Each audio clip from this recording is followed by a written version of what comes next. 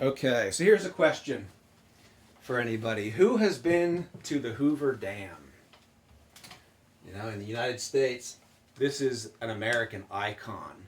This is a symbol of our national pride in science and technology and engineering, built in the 1930s.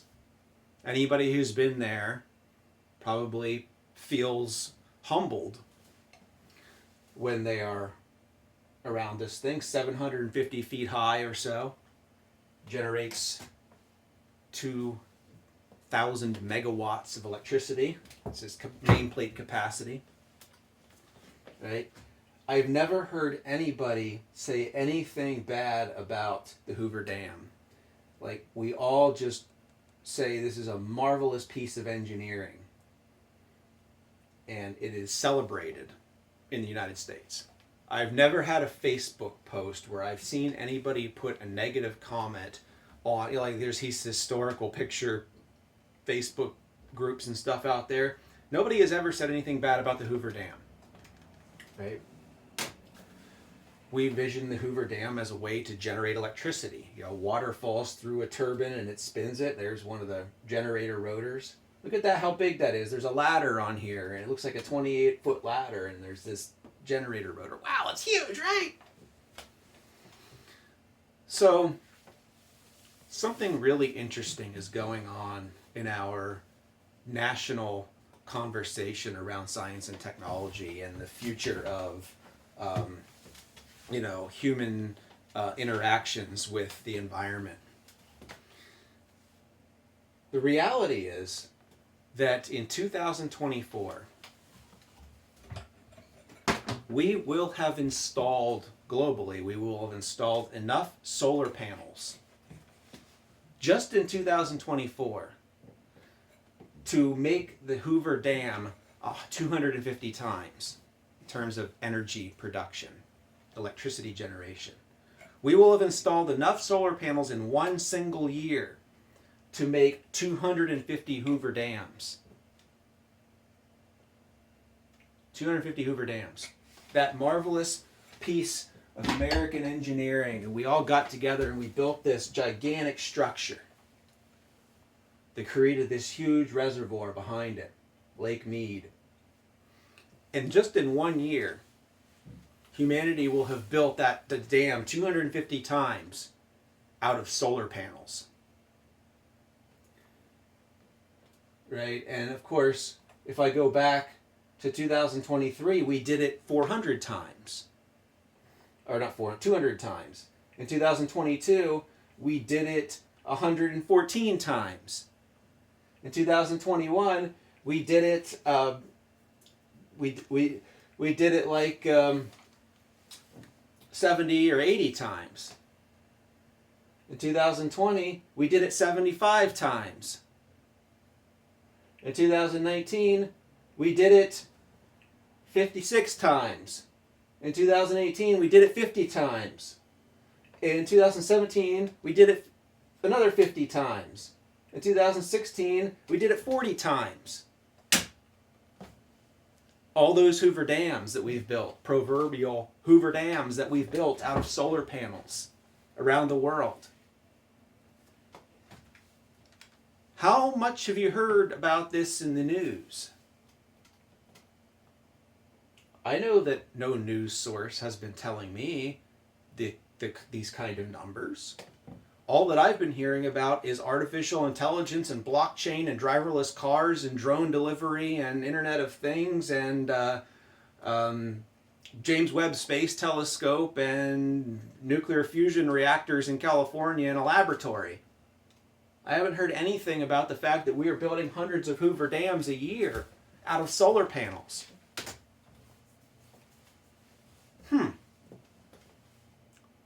What am I getting at here?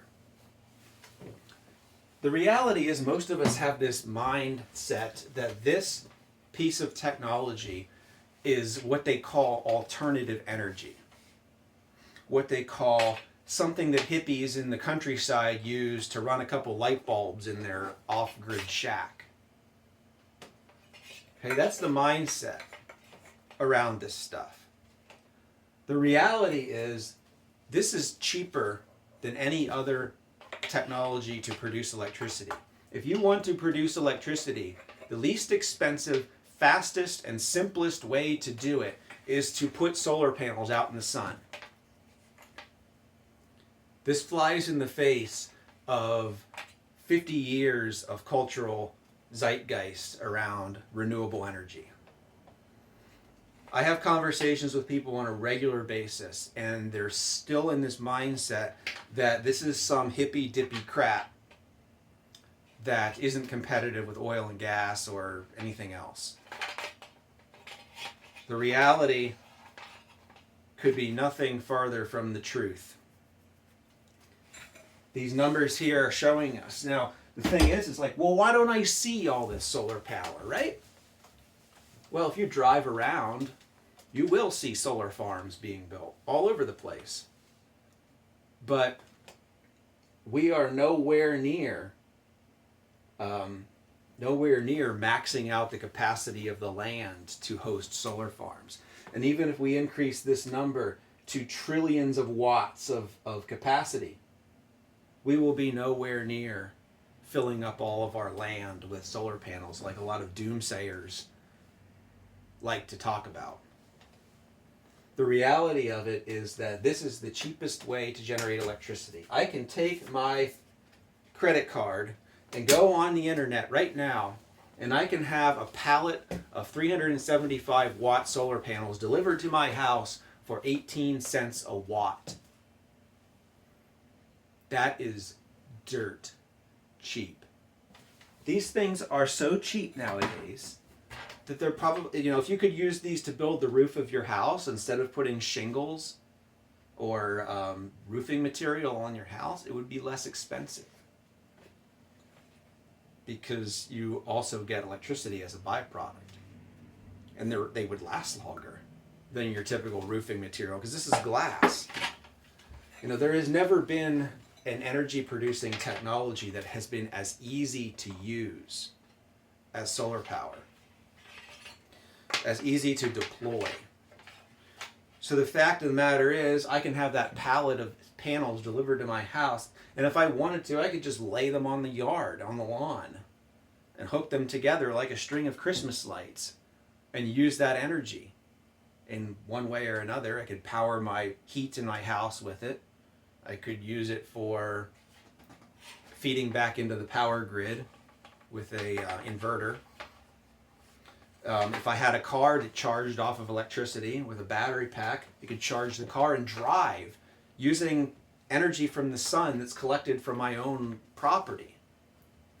A lot of people are under this idea that this technology just for some reason isn't going to work, and would prefer that we rely upon nuclear reactors and coal and oil and gas. And I can't drill an oil or gas well on my yard by myself. I can't take my credit card and purchase a fracking rig and put holes in my lawn and have natural gas for decades and decades and decades.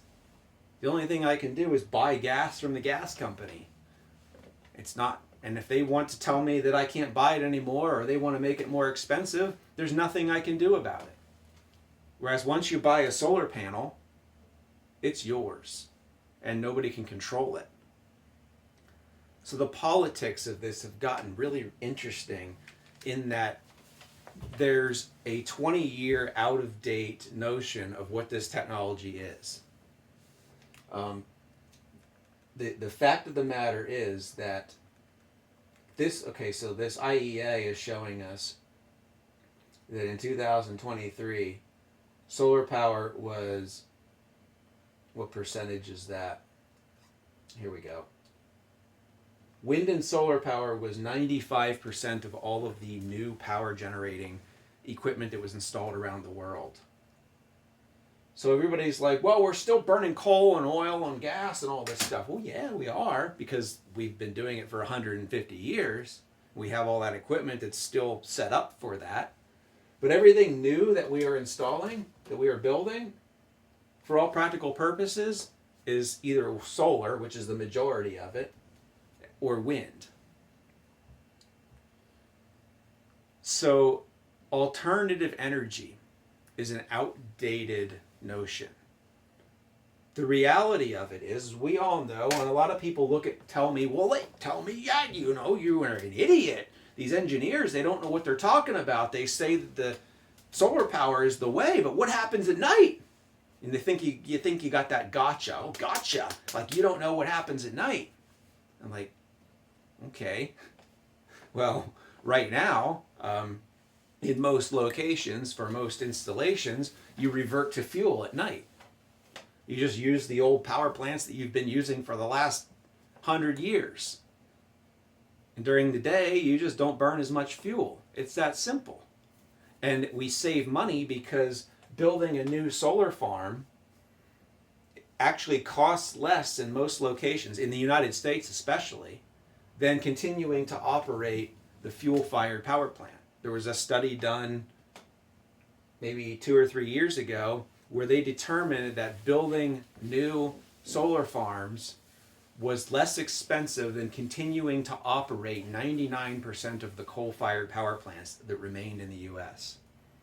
So that means that constructing the solar farm and operating it costs less money than buying coal for an existing, amortized, paid-off coal-fired power plant. That's a major, big deal. If the building a new solar farm costs less than the fuel for a fossil fuel power plant, now all of a sudden people aren't going to want to continue buying fuel anymore when they could just build solar farms and then shut the fuel off when they don't need it.